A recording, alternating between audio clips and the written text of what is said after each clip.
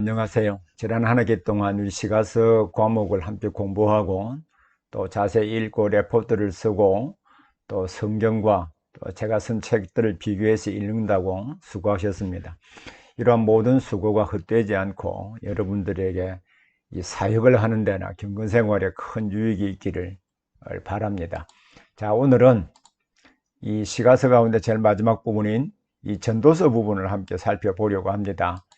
자, 전도서 부분은 이 시가서 가운데 이해하기가 어떤 의미에서는 가장 어려운 내용이라고도 할 수 있습니다만은, 그러나 그 원리와 이치를 이해하면 또 핵심되는 중요한 내용이 무엇인지 파악하기 어렵지 않은 책이기도 합니다. 이 시가서는 우리 여러 차례 말씀드렸습니다만 욥기, 시편, 잠언, 전도서, 아가이 5권의 책을 가리켜서 시가서라고 합니다. 이것은 이미 여러 차례 살펴본 바가 있기 때문에 우리 PPT 자료나 제 책을 통하여서 확인해 볼 수 있기를 바랍니다. 그러면 오늘 우리가 살펴보게 될 전도서는 어떤 책인가? 예, 전도서라고 하는 책이 어떤지 전체적인 개요를 먼저 살펴보면 이렇습니다. 자, 전도자가 이 전도서에서 말하는 화자가 전도자라고 나오죠. 이 전도자는 타락하여 혼란하고 뒤틀린 세상에서, 자, 이 타락하고 혼란하고 뒤틀렸다라고 할 때 이것은 이 죄로 말미암아 이 혼란하고 뒤틀리고 왜곡돼 그 세상을 의미하는 것입니다. 그러면 죄로 말미암아 뒤틀리고 왜곡된 세상에서 어떻게 의미 있는 그 인생을 살 수 있는지, 여기를 풀어갈 수 있는 지혜가 무엇인가, 이것을 보여주는 것이 전도서입니다. 전도서가 어떤 주제를 탐구하고 있는지 이런 성경의 지혜서인 잠언과 욥기와 비교해 보면 전도서에 대한 큰 그림을 그릴 수 있습니다. 이미 제가 잠언서 할 때나 또 시가서 전체 서론을 할 때도 이미 살펴본 바가 있습니다만, 잠언서는요, 일반적이고 보편적인 질서 세계에서 여호와를 경외하는 것이 왜 지혜인가, 그것을 다양한 방식으로 설명하는 책입니다. 예를 들면 정직하고 성실하게 행하면 하나님이 복을 주시고 그들에게 은혜를 주신다. 이것이 이 잠언서에서 말하는 보편적인 지혜입니다. 그러나 욥기서를 보면 욥은 정직하고 성실하게 하나님 보시기에 하나님을 잘 경외하며 살았다고 하나님께서도 그렇게 평가하셨습니다. 그런데 그에게 큰 고통이 다가왔죠. 그럼 고통의 원인이 무엇일까요?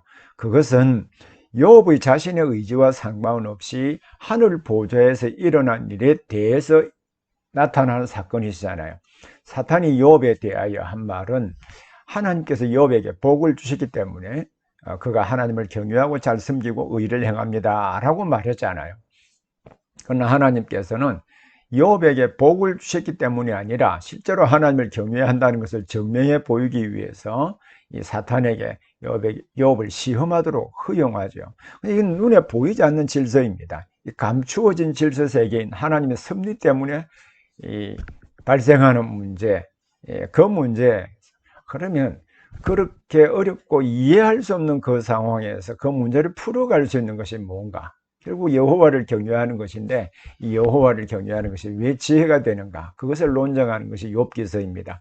그러나 전도서는 이 죄로 인하여서 왜곡된 질서 세계에서 이 여호와를 경외한다라고 할 때 이것은 도대체 왜 지혜가 되는가?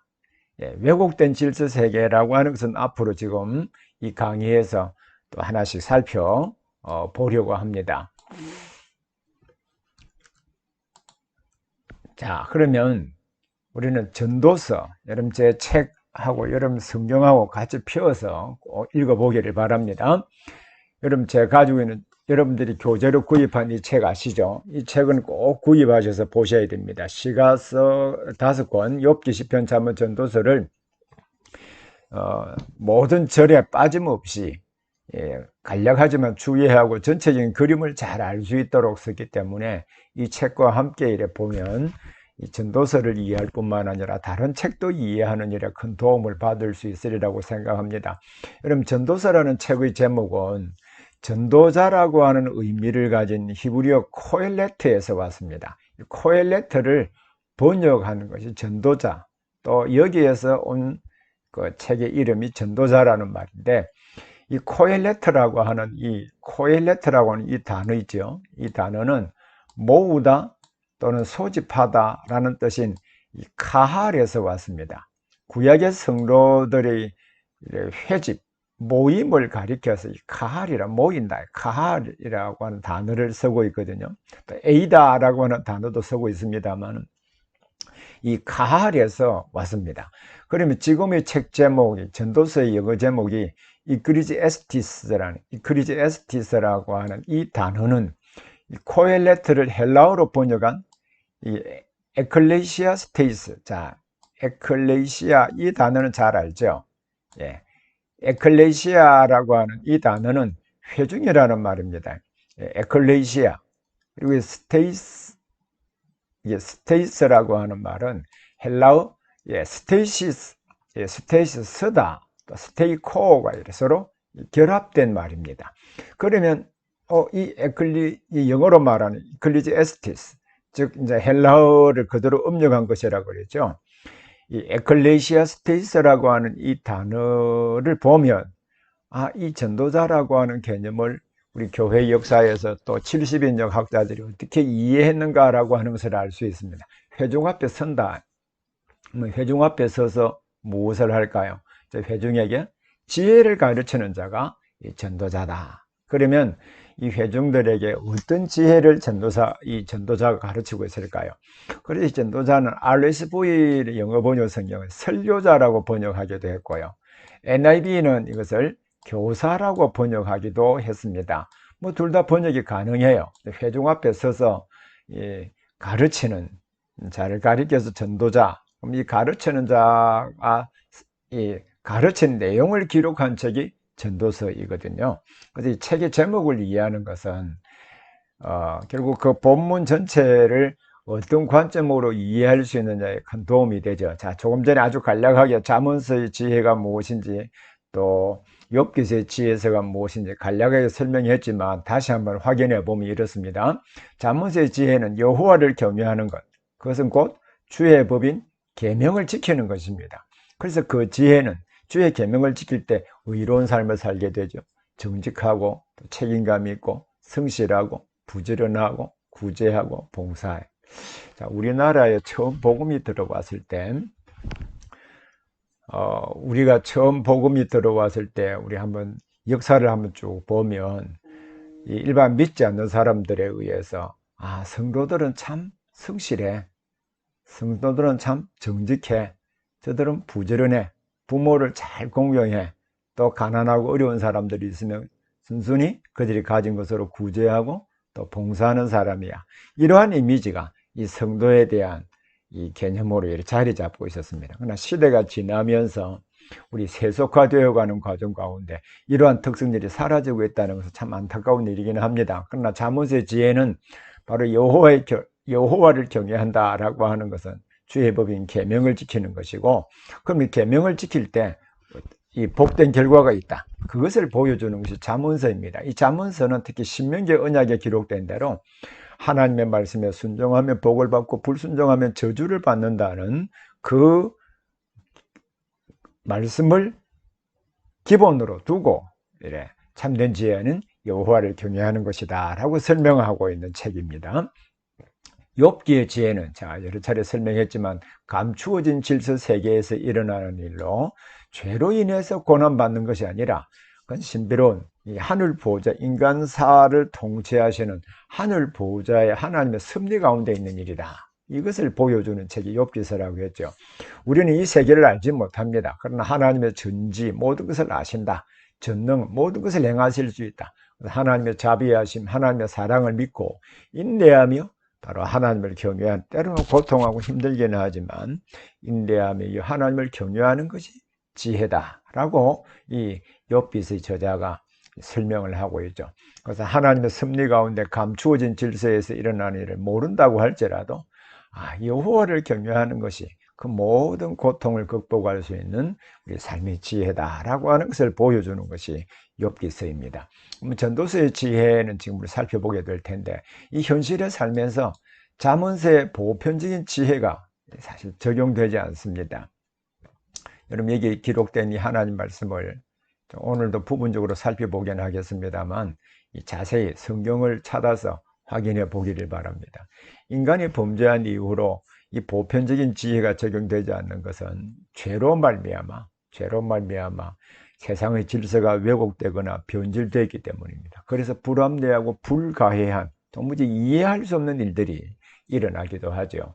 그래서 하나님을 경외하고 그의 명령을 지키는 것이 이 불합리하고 부조리한 세상에서 과연 참된 지혜가 될 수 있겠는가? 참된 지혜가 될 수 있다면 그 근거가 무엇인가? 이 점을 우리 전도서에서 설명을 하고 있습니다. 그러면 전도서의 저자가 누구이고 또 전도서는 언제 기록했는가라고 하는 것을 또 살펴보겠습니다. 전도서의 저자는 일반적으로 솔로몬으로 알고 있습니다. 맞죠? 우리도 보편적으로 솔로몬이라고 알고 있습니다. 그러나 전도서를 가만히 읽어보면 내가 이스라엘 왕이었다 하는 과거 시제로 되어 있거든요. 그럼 솔로몬이 있었다면 솔로몬이 왕으로 있을 때 이 책을 썼고 또 그러면 왕을 그만 있을 때 그가 또 죽었잖아요. 그러니까 내가 이스라엘의 왕이었다라고 하는 것은 이 과거 시제로 써 있다는 것은 사실 솔로몬에게 적합하지 않습니다. 그리고 다윗의 아들이라고 하는 표현도 다윗의 아들이 있었다라고 했으니까 이 다윗의 자손을 의미할 수 있다고 보거든요. 그래서 다윗의 아들이라고 하는 것은 딱 솔로몬만이 아니라 이 성경의 그 히브리어로 이 다윗의 자손이라고 하는 이 표현자, 아들이라는 표현 자체가 자손이라는 개념도 말하고 있기 때문에 꼭 솔로몬을 지칭하는 것은 아니다. 일반적으로 그렇게 자유주의 학자들은 보고 있습니다. 그러나 이제 솔로몬이라고 보는 견해는 이렇습니다. 다윗의 아들로 왕이 된 사람은 사실 솔로몬 외에는 없거든요. 그래서 이 아들을 자손이라고 보지 않고 그냥 아들로 봅니다. 아들로. 베인이라고 히브리어 단어 그냥 단순 아들로 보고 있습니다. 그리고 열왕기상 1장부터 11장에 솔로몬이 왕이 되어서 한 치적과 그의 모든 행동들, 의록들이 거기 기록이 되어 있지 않습니까? 근데 열왕기상 1장부터 11장에 기록된 어법과 생활 방식과 경험이 이 전도서에 나타나는 표현과 매우 유사합니다. 그리고 전도서의 지혜와 하나님의 경외를 전도서가 나타나는 지혜와 하나님의 경외를 우리 일반 생활에 적용한 것을 볼 때 이 열왕기서의 3장과 매우 유사하거든요. 그래서 월트 카이저가 이렇게 발견해낸 것인데 그래서 이 솔로몬이 맞다 이렇게 보는 것이죠. 그러면 솔로몬이 저자라고 한다면 이 책의 기록 연대는 그의 통치 기간인 주전 970년부터 930년이 되는 것입니다. 자, 이 부분에 대해서 지난번 도표를 통해서도 여러 차례 보여드린 바가 있습니다만은 이 구속사에서 이 전도서의 위치는요. 자, 솔로몬의 통치가 970년부터 시작이 되잖아요. 그러니까 40년 통치했거든요. 그래서 930년, 분열왕국이 930년부터 북쪽은 여로보암, 남쪽은 르호보암이 통치함으로 분열왕국이 시작되지 않습니까? 그래서 솔로몬이 기록했다고 보기 때문에 이 솔로몬 역사적 배경 또는 기록 연대는 바로 이 솔로몬의 통치 기간일 것이다. 이렇게 보고 있는 것이죠. 자, 그러면 전도서는요.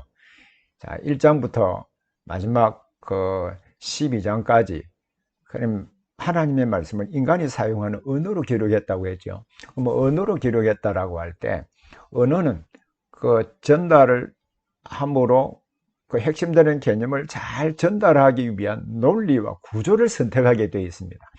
여러분 성경의 어떤 책도 논리와 구조가 없는 책은 하나도 없습니다. 그리고 일반적으로 우리 시중에 있는 모든 일반 책들도 저자가 그것을 기록하려고 하면 핵심되는 내가 전달하고자 하는 주제 또 말하고자 하는 것을 잘 전달하기 위해서 논리와 구조를 선택하거든요. 그러면 전도서는 어떤 구조와 어떤 논리를 선택해서 기록했을까? 그게 문학적 특징입니다.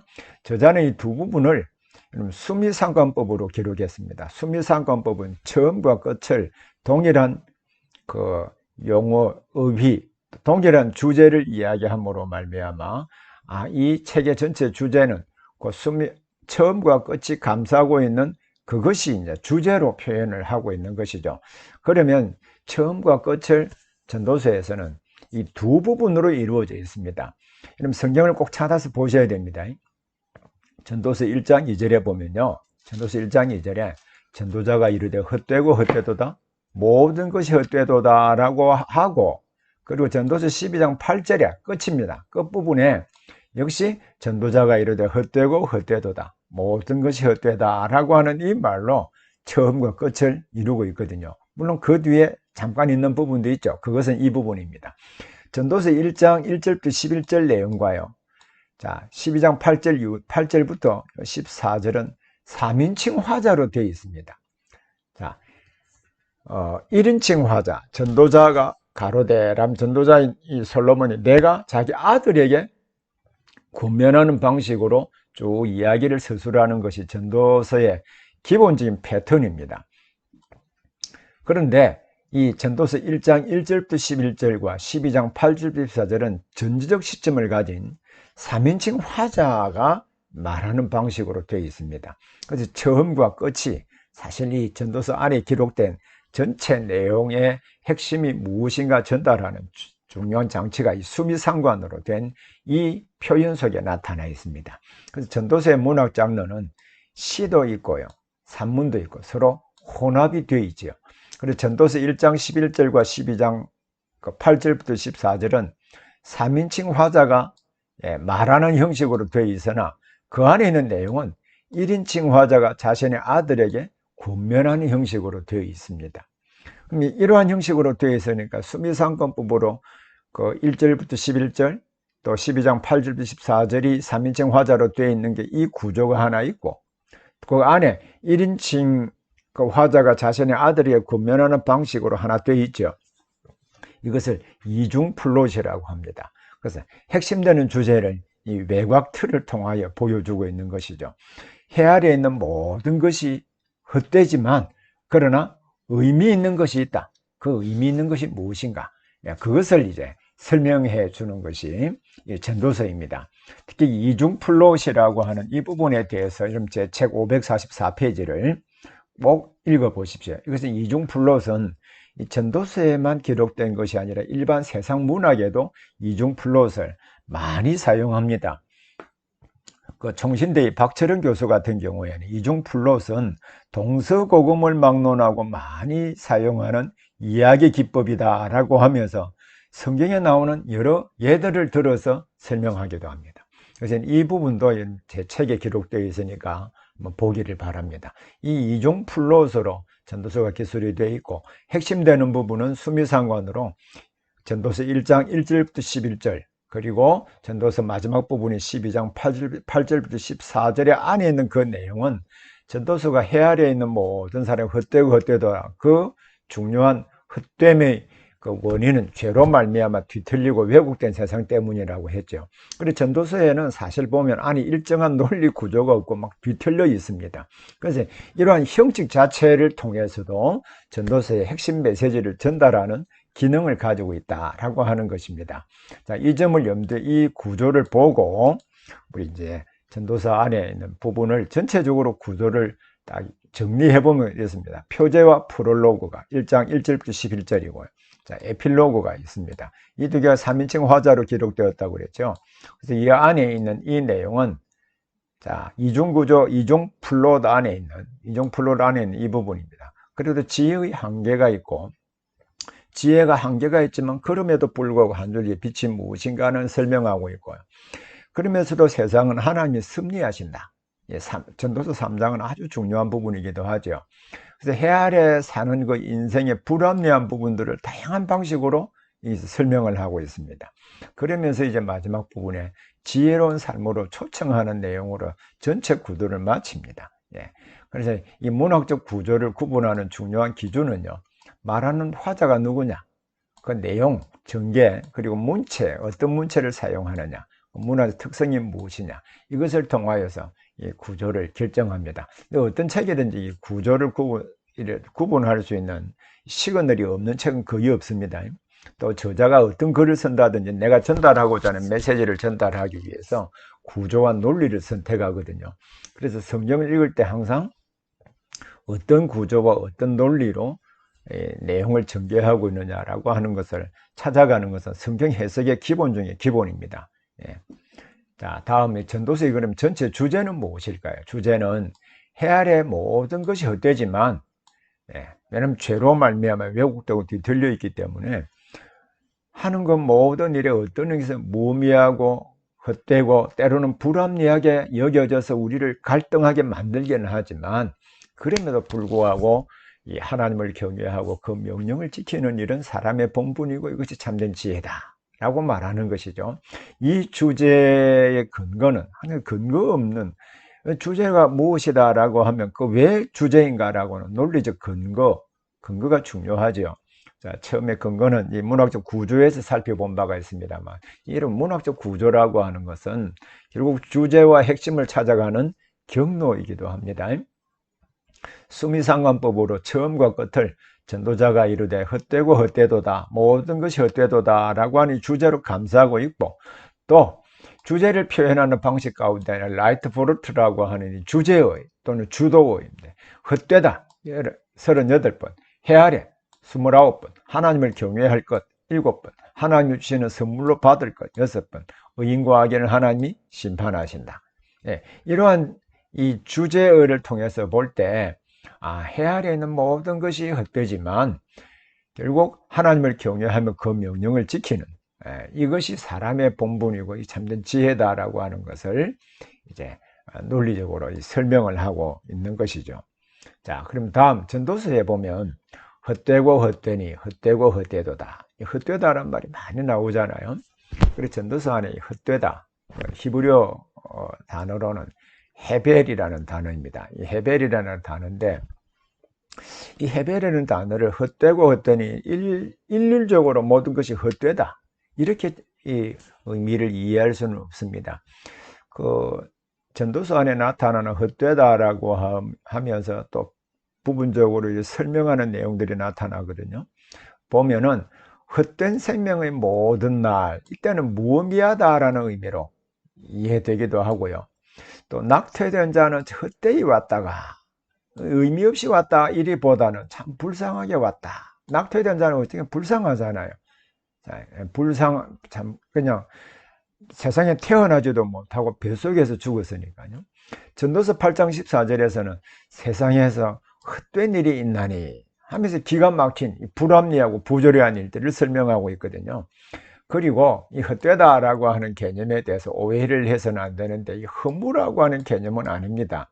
물론 허무라는 개념을 포함하고 있기는 해요. 그렇지만 때로는 그 모든 일이 유익이 없고 정말 하나님과 교제하는 생명을 얻는 일에 유익이 없는 일로, 이렇게 보는 학자가 있는데, 대표적으로 월트 카이저라든지 이 게능이라든지 이런 학자들이 그렇게 보고 있기도 합니다.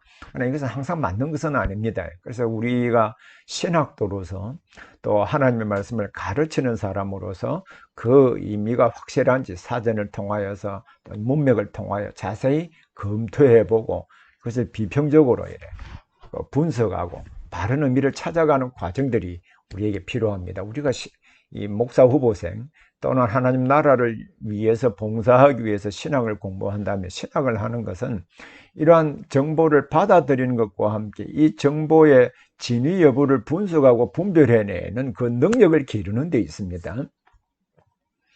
그래서 성경에 특히 전도서 안에 모든 것이 헛되다라고 할 때, 이 모든 것은요, 우주에 있는 모든 만물이 헛되다 이것은 아닙니다. 우주의 모든 것이 무가치하다는 뜻이 아니라 인생이 하고 있는 모든 활동이 헛되다. 자, 헛되다라는 의미를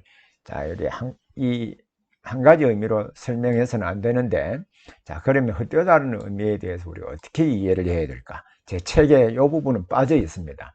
자, 책을 쓰고 난 뒤에 이제 또 다른 논문을 통해서도 확인하고 여러 글들을 비교하면서 했는데, 그러나 제 책 안에 이런 부분들이 부분적으로는 설명이 되어 있습니다.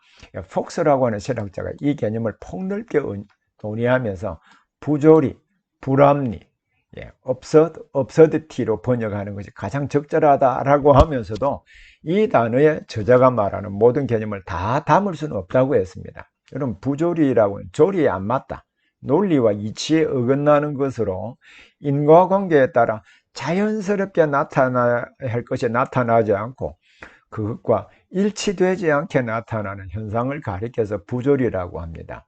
이런 부조리라고 하는 것은 우리 예를 들면 이렇습니다. 자, 우리나라에 그 예전에 그 IMF 와서 나라 전체가 경제적으로 큰 어려움 가운데 있을 때 기업도 무너지기도 하고 개인적으로 성실하게 회사에 다니던 사람들이 하루아침에 회사가 문을 닫음으로 말미암아 직업을 잃는 사태가 있었거든요.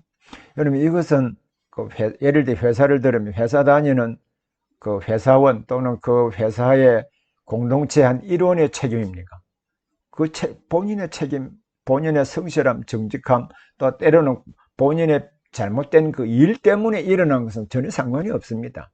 그것은 이 국가가 전체적으로 경영을 잘못했기 때문에 이 기업과 사회와 개인에게 미치는 것이거든요. 이것은 개인이 성실하고 정직하게 살아가려고 하지만 그 모든 성실과 정직함, 살아가려고 하는 그 의도 자체를 파괴시키는 이 불합리한 세계에서 일어날, 이 알베르토 까미가 바로 그렇게 정의를 했습니다. 예. 정말 성실하고 정직하게 살아가려고 하는 이 노력을 파괴시키는 이 비이성적이고 불합리한 세계가 이 부조리라고 하는 말로 표현을 했거든요. 사실 전도서에는 이 내용이 더 많습니다. 그래서 전도서에 나타나는 헛되다라고 하는 단어가 문맥에 따라 보면 허무하다, 무익하다, 참 공허하다, 아무것도 아니다, 조화롭지 못하다, 일시적이다, 그리고 또 현혹시킨다, 중요하지 않다, 헛되다, 불가해하다, 이해할 수가 없다, 이런 등으로 쓸 수 있는데, 그래서 저자가 헛되다라고 하는 단어를 쓴 것은 이러한 폭넓은 개념을 담은 상징이나 수사적인 표현으로 볼 수 있습니다. 자, 그러면 이 헤벨이라는 단어의 의미를 성경의 안에 나타나는 용례에 따라 조금 더 보겠습니다. 전도서 2장 1절에 보면 나는 내 마음에 이르기를 자 내가 시험삼아 너를 즐겁게 하리니 너는 낙을 누리라 하였으나 자 보라 너가 누리는 그 낙도 헛되다. 그 낙조차도 사실 길게 보면 의미가 있는 것은 아니다. 이렇게 보는 것이죠. 의미가 없다. 자, 어떤 사람은 그 지혜와 지식과 재주를 다하여 수고하였어도 그가 가지고 있는 지혜, 지식, 모든 재능, 달란트들을 다하여 수고했으면 그가 누려야 되잖아요. 그러나 수고하지 아니한 자에게 그의 몫으로 넘겨주기도 합니다. 이것도 헛된 것이라 의미 없다 이렇게 볼 수 없잖아요. 부조리하고 불합리한 것이죠. 또 전도서 8장 14절도 여러분 꼭 보면 이렇습니다. 세상에서 행해지는 헛된 일이 있나니 곧 악인들의 행위에 따라 벌을 받는 의인. 참 의의를 행했는데 의롭고 정의로운 일을 했는데 지금 제3세계 국가 우리나라 1960년 70년 80년대 지금도 간혹 일어나고 있는 일인데 정말 의롭고 선한 일을 했는데 악인들의 행위에 따라 받는 벌, 이 죄가 없음에도 불구하고 죄가 뒤집어 씌워져서 받는 벌이 불합리하고 이 부조리한 현상이거든요. 또 의인들의 행위에 따라 악인은 그가 행한 그 악한 행동들에 대해서 처벌이 되어야 되거든요. 그럼에도 불구하고 의인들의 행위에 따라 받는 그 상을 악하고 못된 사람들이 지금도 우리나라에서 버젓이 일어나고 있고 전 세계에서 일어나고 있는 일입니다. 이건 부조리한 일이거든요. 그래서 전도서에 보면은 그 헛되다라고 하는 개념을 어느 한 가지의 의미로만 이해하지 말고 그 본문의 문맥에서 그 헛되다라는 의미를 저자가 어떻게 사용하고 있는가라고 하는 것을 최종적으로 결정하는 것은 현 독자인 여러분들입니다. 자, 그러면 이제 그 다음 내용을 조금 더 이제 구체적으로 보도록 하겠습니다. 그럼 전도서를 그러면 전체적으로 기록한 목적은 무엇일까? 그것은 결국 그 불합리하고 부조리한 현실, 죄로 말미암아 왜곡되고 뒤틀리기 때문에 나타나는 현실인데 그 상황 속에서 그러면 어떻게 이 바른 길로 가며 하나님이 원하시고 정말 의미 있는 생을 살 수 있겠는가? 이것이 지혜잖아요. 그래서 그것은 결국 하나님을 경외하고 그 명령을 지키는 것이 참된 지혜다. 예, 이것을 바로 이중 플롯으로 되어 있는 바깥 플롯을 통하여서 보여주고 있습니다. 자, 여호와를 경외하면서 하루하루의 삶을 하루하루 살아가는 것 자체가 우리 하나님의 선물로 인식하고 누리게 하려는 목적으로 전도서를 기록했습니다. 뿐만 아니라 결국 하나님께서는 이 불합리한 세상 또 죄로 말미암아 뒤틀리고 왜곡되어 있다 할지라도 결국 하나님의 의인과 악인을 심판하실 것을 보여주므로 그 마지막이 어떠한 것을 쭉 알게 함으로 선을 행하고 하나님의 계명을 지키도록 하기 위한 목적으로 이런 전도서를 기술했습니다. 자, 그러면 전도서 가운데 몇 부분만 한번 중요한 부분을 주의해 설명해 보도록 하겠습니다. 여러분 성경하고 제 책을 같이 한번 볼 수 있기를 바랍니다. 자, 항상 어떤 내용이든지 주제를 또는 저자들이 어떤 내용을 기록한다고 할 때 자기가 전달하고자 하는 핵심을 전달하는 중요한 논리와 구조를 가지고 있다고 그랬죠. 역시 전도서에서도 중요한 구조가 있는데 지혜의 한계와 한 줄기의 빛이라고 하는 이 주제로 한 부분을 설명을 하고 있습니다. 자, 그 내용을 그 안에 내용의 흐름에 따라서 또 이 내용의 전개를 하나 반전시키는 중요한 문단 기호 시그널을 사용하거든요. 이러한 구분들이 제 책에 좀 표현이 되어 있긴 한데 거기에 따라서 분해해 보면 지혜가 모든 것을 할 수 있는 것처럼 보이지만 한계가 있다. 그리고 쾌락, 이 솔로몬이 자기 자신이 부귀와 영화를 누린 모든 쾌락을 누려본 사람으로서 쾌락 역시 한계가 있다. 그러면 인생에게서 확실한 것은 도대체 뭐야? 그러면 인생이 불확실해지고 또 쾌락도 한계가 있고 지혜도 한계가 있다면 이러한 이 왜곡되고 뒤틀린 세상에서 긴 터널을 지나면 끝에 있는 작은 빛이 뭔가, 이것을 여기에서 보여주고 있는데 중에 이 부분하고 이 부분을 자, 여러분 간략하게 한번 보도록 합시다. 자, 이 부분 인생에게 있어서 그럼에도 불구하고 확실한 것은 있습니다. 지혜의 망령됨과 어리석음을 보았다. 지혜가 모든 것을 할 수 있는 것처럼 보였지만 지혜 역시 망령되고 어리석은 부분이 있다. 왜냐하면 그가 이유를 설명하기를 전도서 2장 12절에 왕의 뒤를 이은 자, 계승자가 모든 일을 다 행해 보려고 생각을 하고 궁리하지만 그 일을 가만히 보니까 이미 오래전에 했던 일이야. 그러므로 지혜라고 하는 것은 어떤 의미에서는 모든 것을 할 수 있고 새로운 것을 하는 것처럼 보이지만 이미 과거에 이미 하고 경험했던 일이라. 그래서 지혜는 모든 것을 풀 수 있는 것처럼 보이지만 역시 망령되고 어리석다. 전부 다 모든 문제를 풀 수 있는 것은 아니다. 세상적인 지혜를 말합니다. 또 이 확실한 것을 또 한번 찾아보니까 지혜자나 우매자나 죽는 것이 다 동일하다. 참 지혜로운 사람도 죽고요. 참 어리석은 사람은 죽는다. 왜냐하면 지혜가 우매보다 분명히 뛰어나고 뛰어나다 할지라도 그 지혜자나 우매자나 영원히 기억함이 없고 또 역시 죽음 앞에 지혜자나 우매자가 차별이 없다. 이것도 인생에게 확실한 것이거든요. 이 솔로몬이 그 이야기를 하고 있습니다. 그래서 자신의 지혜와 지식과 재주를 다해 수고해도 자신이 다 누리는 것이 아니라 그 뒤를 이을 자나 수고하지 않는 자가 누린다. 이것도 사실이잖아요. 우리 열심히 일했지만 그걸 다 누리고 가지 못합니다. 그렇죠? 왜냐하면 일평생 수고한 것이 결국은 소득이 없고 고통과 슬픔뿐이기 때문이라고 설명을 하고 있는데, 그러므로 인생에게 있어서 확실한 것, 세 가지 지혜가 모든 것을 풀 수 있는 세상적인 지혜를 말합니다. 그리고 지혜자는 우매자나 때로는 지혜가 우매보다 훨씬 뛰어나다 할지라도 그조차도 죽음을 피할 수 없다. 그리고 자신의 지혜와 지식으로 다 누릴 수 있는 것은 아니다.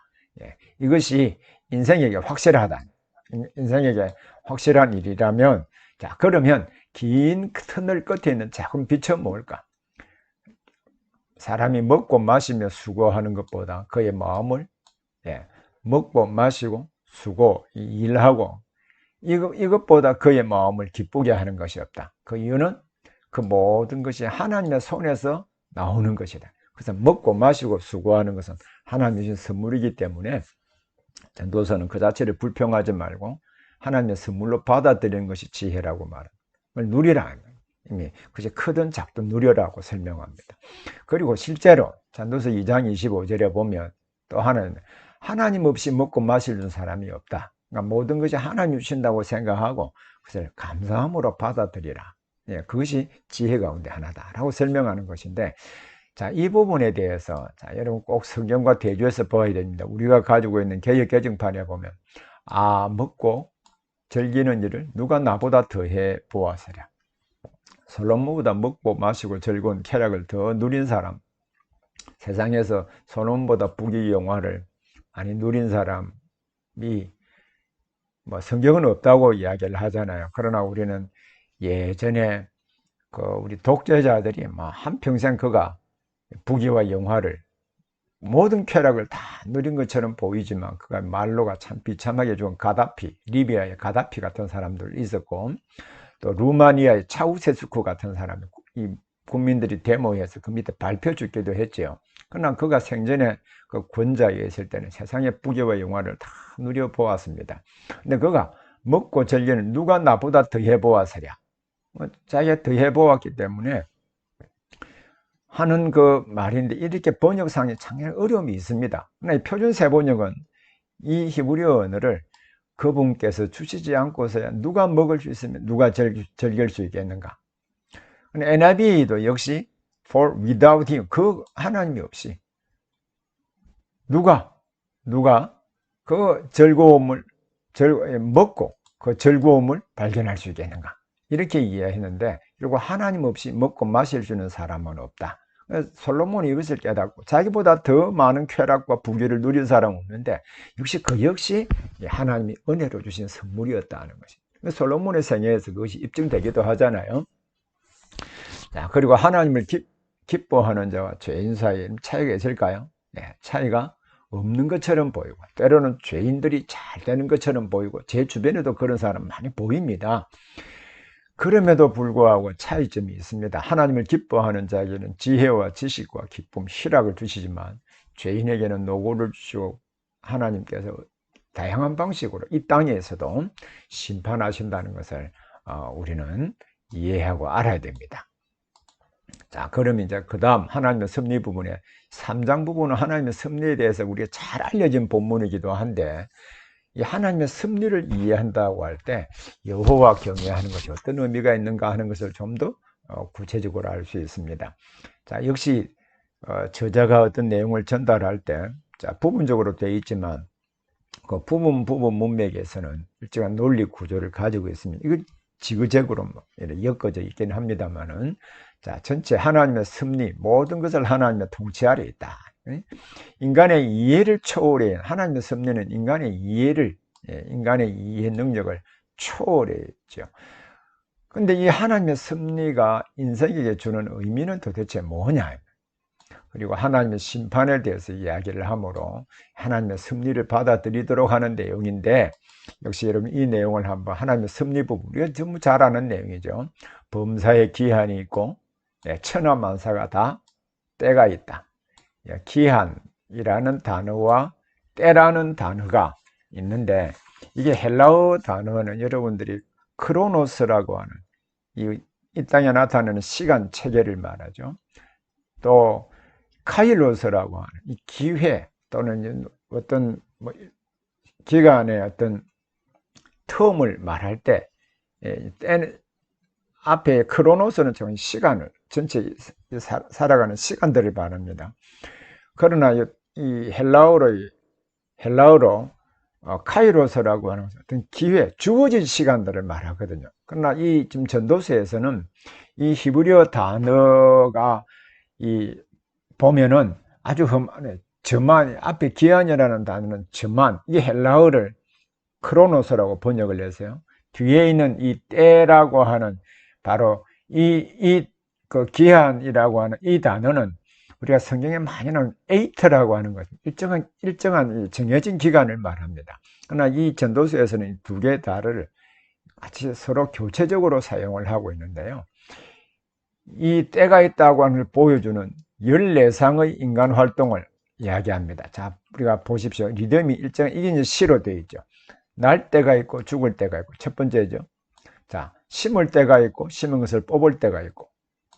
자, 이게 보면은 이제 이게 항상 날 때가 있고 죽을 때가 있고, 또 심을 때가 있고 심은 것을 뽑을 때가 있고, 죽일 때가 있고 치료할 때가 있고, 흘 때가 있고 세울 때가 있고, 울 때가 있고 웃을 때가 있고, 슬퍼할 때가 있고 춤출 때가 있고, 돌을 던져버릴 때가 있고 돌을 거둘 때가 있으며, 이 말씀이 무엇을 의미하는지는 학자들마다 다 의견이 다릅니다. 그래서 쉽게 하면 어떤 일을 할 때가 있고 하지 않을 때가 있고 이렇게 되고, 또 돌을 던진다라고 할 때 전쟁할 때가 있고 평화할 때가 있고 이렇게 되어 있습니다만, 뒤에는 또 전쟁할 때가 있고 평화할 때가 있다고 하니까 그렇게 해석하는 것은 무리가 있겠죠.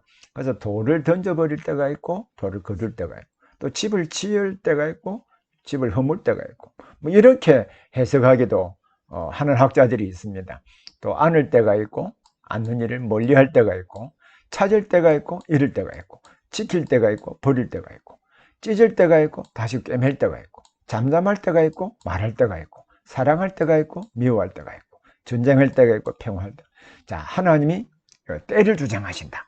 그럼 하나님이 때를 주장하신다는 것은 인간은 모든 기회나 모든 전체 시간이나 또 우리에게 일어나는 일정한 기회 또는 정해진 시간이 소위 카이로스라고, 뭐 정해진 시간이든지 전체 시간이든지 모든 것을 하나님이 섭리하시고 또 그 때를 정하시는 것이 하나님이시라라고 할 때, 결국 하나님 앞에 겸손하고 신뢰하고 하나님을 바라보아야 된다라고 하는 것을 보여줍니다. 그래서 이턴이라는 학자가 이 점을 아주 잘 주의했다고 할 수 있습니다. 근데 그 하나님 섭리하신데 그 섭리가 인간의 이해를 초월함, 인간의 이해를 초월하는데, 하나님이 모든 것을 지으시되 때를 따라 아름답게, 그러니까 하나님 모든 걸 지으셨는데 그 시간 또는 어떤 그 기회에 따라서 적절하게 하신다라는 말입니다. 그래서 NASB는 아름답게라는 좋다라는 뜻도 있긴 합니다만은 appropriate, 적절하다. 자, 인간의 이해를 초월해서 하나님이 가장 적절하게 하신다. 또 사람들에게 영혼을 삼은, 사람들이 인간의 죄로 말미암아 죽음이 찾아왔죠. 그래서 영원한 존재가 유한한 존재가 되었습니다. 그러나 사람들에게는 이 영혼을 사모하는 마음을 하나님이 주셨다라고 하는 것은, 이게 세상에 살고 있는 이 세상이 전부 다가 아니라 다른 영원한 세계가 있음을 좀 말하고 있는 것이죠. 그래서 인간은 영원한 것을 위한 공간을 가지고 있다. 이것이 충족되어야 진정한 기쁨을 얻을 수 있다. 이것을 이제 보여주고자 하는 것이죠. 그런데 이 때와 기한 또한 적절함, 결정하는 것은 우리가 행동하긴 하지만 실제로는 그 때와 기간을 적절하게 결정하시는 분은 하나님이시잖아요. 그래서 하나님이 하시는 일에 시작과 마침을 사람으로 측량할 수 없게 하셨어요. 그래서 이것은 결국 하나님의 섭리는 우리 인간의 이해를 초월할 계시기 때문에 우리는 세상에서 긴장하며 살 수밖에 없음을, 우리 하나님의 섭리를 아는 사람은 정말 이 땅에서 긴장하다라는 말은 결국 하나님을 의지하고 늘 기도하며 또 하나님을 신뢰하며 살 수밖에 없다. 이것을 의미하는 것입니다. 그래서 때와 기한은 하나님이 가지고 모든 것을 하나님이 섭리하신다라는 것이죠. 자, 그러면 마지막 부분이 있겠죠. 하나님의 섭리가 인생에게 주는 그 의미.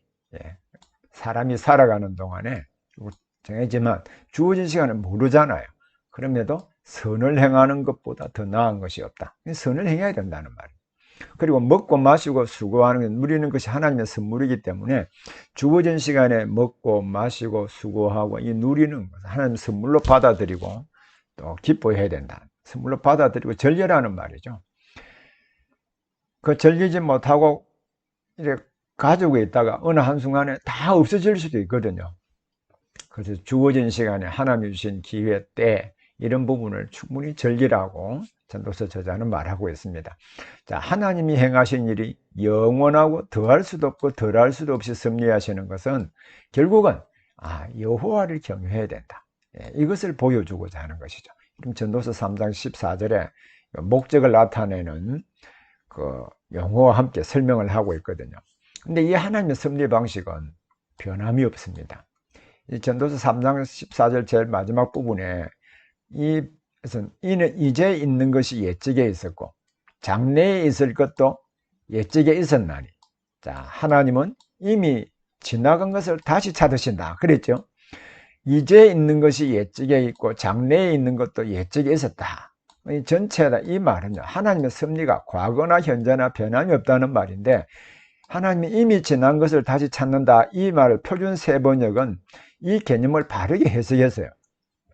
하나님은 하신 일을 되풀이 하신다. 즉 하나님의 역사 섭리 방식은 과거나 현재나 미래나 동일하고 항상 하신 일을 계속 동일하게 되풀이 하신다. 저는 이 의미가 올바르게 해석했다고 봅니다. 그래서 이제 있는 것이 옛적에 있었고 장래에 있을 것도 옛적에 있다. 이 의미는요, 하나님이 과거나 현재나 미래나 동일한 방식으로 섭리하신다. 그래야 전체 주제와도 맞는 것이죠. 그죠? 그래서 그 의미를 결정하는 제일 중요한 것은 여러 차례 반복했지만 문맥입니다. 문맥이 의미를 결정하는 제일 중요한 요소입니다. 오늘날 일에 교회가 많이 문제가 되는 것은요, 그 문맥과 관계없이 한 단어 또 한 문장을 떼와 가지고 그것을 불합리하고 이치에 맞지 않게 또 편향적으로 또 독단적으로 사용하기 때문에, 그렇게 함으로 일반 성도들은 말씀을 올바르게 이해도 하지 못하게 되고요, 동시에 성도들에게 그 말씀으로 인해서 위로한다는 명목으로 말씀을 던지기는 하지만 오히려 말씀에 무지하게 만들거든요. 자, 이런 재판하는 곳에는 마지막에 악이 있다. 이 말은 재판은 공의를 시행하는 곳이잖아요. 여기에도 악이 있다는 것은 죄로 인해 왜곡된 세상의 보편적 현상을 보여줍니다. 아니, 옳고 그름을 판단해야 되는 바로 그곳에 악이 있다는 것은 죄로 말미암아 왜곡된 이 세상의 보편적인 현상을 단적으로 보여준다. 그럼에도 불구하고, 자, 보편적으로 이 악이 전체를 주장하는 것처럼 보여도 하나님이 의인과 악인을 심판하신다. 이것을 지금 가르쳐주고 있는 것이죠. 하나님이 사람을 시험하여 그들이 짐승과 다름없는 줄을 깨닫게 하시는 그 목적은 무엇인가? 여러분, 제가 전도서 3장 18절 19절을 제가 한번 읽어보겠습니다. 꼭 여러분 제 책과 성경하고 같이 보십시오. 자, 내가 마음속으로 이르기를 인생들이 이래 되하여 하나님이 그들을 시험하시리니 그들이 자기가 짐승과 다름이 없는 줄을 깨닫게 하려 하심이라 하였노라. 결국 사람이 죽음 앞에는, 지금 우크라이나와 러시아와 전쟁을 하고 있잖아요. 수많은 그 군인들이 처참하게 죽어가거나 일반 민간인들이 폭격을 당하여 죽어가는 시체 처리하는 것을 보면 동물을 처리하는 것과 동일한 방식으로 지금 러시아에서 우크라이나에서 행해지고 있다는 것을 보게 됩니다. 이 죽음 앞에서는 사람과 짐승이 이 차별이 없다 이 말이죠. 그 이야기를 지금 18절에서 하고, 인생이 당하는 일을 짐승도 당하니 그들이 당하는 일이 일반이라. 다 동일한 호흡이 있어서 짐승이 죽음같이 사람도 죽으니 사람이 짐승보다 뛰어남이 없음은 모든 것이 헛되기 때문이다. 불합리하기 때문에 이러한 현상이 결국 생긴다는 말이죠. 요즘 우리 TV에 보면 그 범죄자를 수사하는 내용들이 종종 나오거든요. 그러면 그 범죄자를 수사하고 그의 심리 상태, 또 그 범행 동기라든지 또 그 모든 내용들을 나타나는 현상을 보고 연구하는 학자들이 있습니다. 그분들이 TV에 나와서 수많은 살인 행위들을 쭉 보면서 그 중에 이제 한 분이 이런 말을 했습니다. 사람이 죽는 것, 처참하게 살해당해 죽는 걸 보면 사람이나 동물이나 무슨 차이가 있는가? 이런 갈등을 할 때가 있다라고 TV에서 이야기하는 것을 들은 적이 있습니다. 여러분, 죽음이라고 하는 이 현상 자체만을 보면 동물과 사람과 차이가 없습니다. 사람도 죽고 짐승도 죽고 이건 차이가 없습니다. 그럼에도 불구하고 차이가 있다는 것은 뭘까? 어떤 점이 차이 있는가? 제가 20절 21절 읽어보겠습니다. 다 흙으로 말미암았으므로 다 흙으로 돌아가나니 다 한 곳으로 간다. 사람도 죽으면 흙으로 돌아가죠. 짐승도 죽으면 흙으로 돌아갑니다. 그런데 21절에 보면 인생들의 혼은 위로 올라가고 짐승의 혼은 아래 땅으로 내려가는 줄을 누가 알겠느냐. 예, 이 차이가 있습니다. 자, 이 부분에 대해서 제가 했었던 고려신학대학원 그 윤리학 교수님 신원아 교수님이 지금 원장에서 은퇴를 하셨습니다만은 그 신원아 교수님이 저희 교단 그 월간지 월간 고신에 이런 글을 썼습니다. 목사님, 우리 푸들은 천국에서 만나볼 수 있을까요? 이 성도들이 목사님에게 한 질문입니다. 여러분, 특히 우리나라에서 요즘 반려견, 애완견 문제가 아주 심각한 사회 문제이기도 하고요. 사람들은 굶주리지만 애완견은 참 호의호식을 누립니다. 불합리한 세상이긴 한데, 그래서 사람들이 사람보다 더 귀중하게 여기는 그 푸들 또는 또 말티즈, 여러 종류의 애완견이 있지 않습니까? 자, 근데 아마 그 성도들 가운데 일부분이, 자, 이 애지중지 키우는 이 푸들, 또는 마르티즈, 또는 여러 종류의 좀 애완견들이 있잖아요.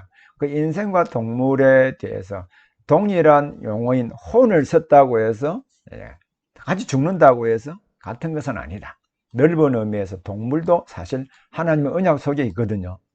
하나님의 언약 속에 동물들도 보호하라고 하셨으니까. 그리고 천국에 이리와 어린 양이 함께 먹잖아요. 그러면 천국에서는 단순히 상징적인 표현이라기보다는 천국에는 모든 동물들도 함께 있다는 말입니다. 그래서 천국에서 어떤 모습으로든 존재하는 것은 사실입니다.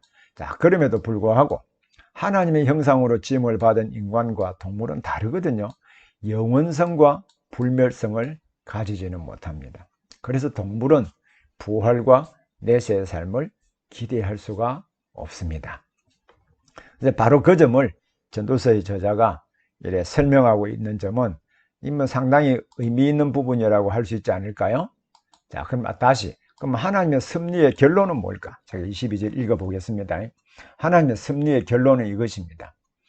그러므로 나는 사람이 자기 일에 즐거워하는 것보다 더 나은 것이 없다. 모든 것은 하나님의 선물이라고 해서 섭리 가운데 있지만 다 모른다 할지라도 하나님의 선물이기 때문에 주신 것을 기뻐하고 감사하며 누려라. 이렇게 결론을 내리고 있습니다. 그것이 인간의 몫이라고 설명하고, 그의 뒤에 일어날 일이 무엇인지 보게 하려고 그를 도로 데리고 올 자가 누구냐. 자, 우리의 미래에 대해서 어떤 일이 일어날 것인가. 여기에 대해서 보기 위해서 나를 다시 데리고 올 사람이 도대체 누구냐. 이 말은 없다는 말입니다. 아무도 미래 일들을 알게 하려고 이미 죽은 사람을 다시 보게 할 수는 없다 이 말이에요. 그러나 우리는 넓은 의미로 볼 때는 이 모든 것을 다시 알게 할 분은 예수 그리스도이시기도 하죠. 그래서 이 말씀은 여러분들 상당히 저는 중요하다고 생각을 합니다. 한번 자세히 살펴보기를 바랍니다. 그럼 이제 구속사에서는 솔로몬 시대에 이 내용을 기록했다고 그랬죠. 솔로몬이 40년 통치했는데 970년부터 930년까지 바로 이 책을 기술을 했습니다. 바로 이 기간에 하나님의 구원 역사를 기록한 전도서에서, 그러면 그 구속사에서 하나님은 하나님의 주권적인 은혜, 구속사는 하나님이 주권적으로 행하신 부분과 그 하나님의 구속 역사에서 하나님과 교제하는 인간의 책임 부분이 같이 구속사에 있거든요. 그래서 전도서자는 모든 것이 하나님의 손 안에 있고 선악간에 심판하신다고 기록을 하고 있거든요. 이는 하나님의 구속사에서 그의 뜻을 이루시기 위하여 섭리하신다. 쭉 섭리하여서 당신의 작정을 이루시고 우리 성도들을 지키시고 보호해 가신다. 그러므로 결국 궁극적으로 완전한 하나님의 나라를 이루어 가신다는 것을 보여주고 있는 것이죠. 그럼 이 가운데 언약 백성의 책임은 무엇일까요? 구속사에서 언약 백성은 죄로 말미암아 세상의 질서가 왜곡되거나 변질되었다고 할지라도 여호와를 경외하고 그의 명령을 지키는 것이 사람의 본분이고 이것이 참된 지혜이고 이것이 우리의 행복을 지켜줄 수 있다. 이렇게 설명을 하고 있습니다. 구속사에서 언약 백성은요, 동시에 그리스도 안에서 모든 만물과 질서를 회복하실 때까지 세상에서 죄로 말미암아 왜곡된 세상에서 갈등하며 산다 할지라도 하루하루의 삶을 하나님의 선물로 받아들이고 수고함으로 그 삶을 즐겨야 된다. 이것이 이제 우리 언약 백성의 책임입니다. 이러한 삶을 통하여서 하나님이 우리와 교통하시고 이 죄로 말미암아 뒤틀리고 왜곡된 세상을 우리와 동역하시며 새로운 세상으로 만들어 가실 것이기 때문입니다. 자, 여러분 오늘 수고하셨습니다. 특히 전도서의 말씀을 다시 한번 성경 전체를 여러 번 읽고 제 책과 같이 읽으면서 그 의미를 다시 한번 새겨보는 기회가 되고 그 하나님의 그 말씀의 능력을 모든 원우들이 경험해 볼 수 있기를 원합니다. 여러분 오늘도 수고